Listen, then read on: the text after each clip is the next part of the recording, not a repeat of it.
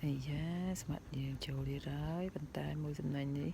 ប្រហែលជាជាប់សម្រាប់ច្រើនហើយនេះស្មានជាស្មាត់យើងចោះនេះចោះទៅដោះសំណាញ់ដែលជាប់សារ៉ាហ្នឹងឯងមានអ្នកទេមានអ្នកចូលដោះហ្នឹងហើយទីត្រីច្រើននៅក្នុងហ្នឹងមកទៅយើងដើរទៅមើលចិត្តមកចាំអត់មើលនេះយូ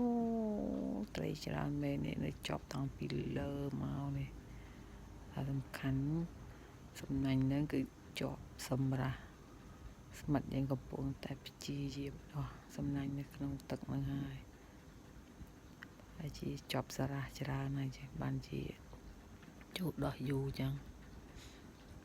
សម្រាប់ច្រើនត្រីក៏ច្រើននេះបងប្អូនត្រីជាប់តាំងពីលើដល់ក្រោមហើយមើលទៅចាំអត់មើលអស់គ្នា